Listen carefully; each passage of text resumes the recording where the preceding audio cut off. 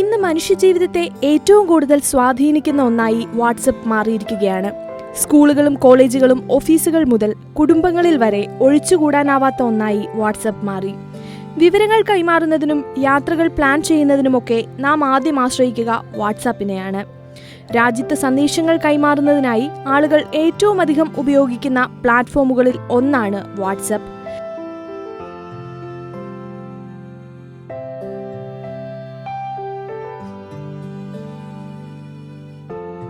2 billion ആളുകൾ ഈ application ഉപയോഗിക്കുന്നുണ്ടെന്നാണ് 2024 ജനുവരിയിൽ മാത്രമുള്ള കണക്കുകൾ സൂചിപ്പിക്കുന്നത്.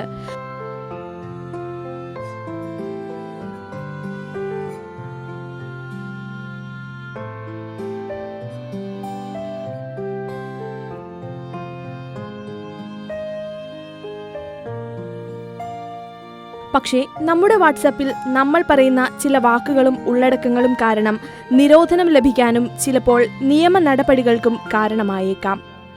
ഭീഷണിപ്പെടുത്തുന്നതോ അശ്ലീലമോ നിയമവിരുദ്ധമോ ആയ സന്ദേശങ്ങൾ അയക്കാൻ പാടില്ല. ഗ്രാഫിക് അക്രമം, വിദ്വേഷ പ്രസംഗം, നിയമവിരുദ്ധ പ്രവർത്തനങ്ങൾ പ്രോത്സാഹിപ്പിക്കുന്ന ഏതൊരു ഉള്ളടക്കവും ഇതിൽ ഉൾപ്പെടും. പ്രമോഷണൽ സന്ദേശങ്ങളോ സ്പാമോ അയക്കുന്നത് ഒഴിവാക്കണം.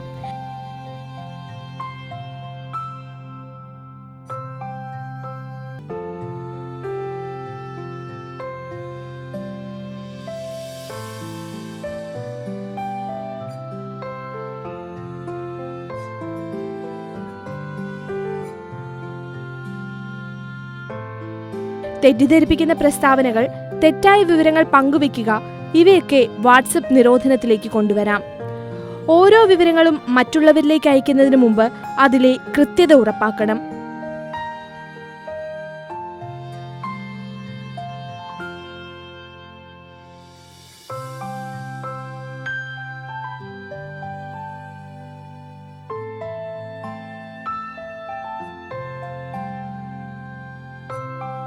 കോണ്ടാക്റ്റുകളിൽ നിങ്ങളുടെ നമ്പർ സേവ് ചെയ്യാത്ത ഉപയോക്താക്കൾക്ക് ബൾക്ക് മെസ്സേജിംഗ് നിരോധിച്ചിരിക്കുന്നു.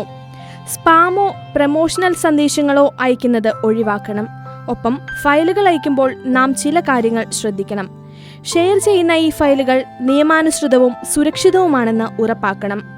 വൈറസുകൾ അടങ്ങിയ ഫയലുകൾ സെൻഡ് ചെയ്യുന്നത് വാട്സപ്പിന്റെ നയങ്ങളുടെ നേരിട്ടുള്ള ലംഘനമാണ്.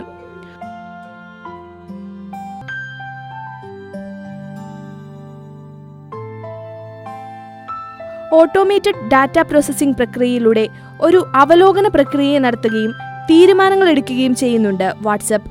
ഇതിലൂടെ നാം അയക്കുന്ന സന്ദേശങ്ങൾ വാട്സപ്പ് മനസ്സിലാക്കും. മറ്റുപയോക്താക്കൾ നിങ്ങളെ എപ്പോഴെങ്കിലും റിപ്പോർട്ട് ചെയ്തിട്ടുണ്ടെങ്കിലായിരിക്കും ഇത്തരം നടപടികളിലൂടെ കടന്നു പോവുക.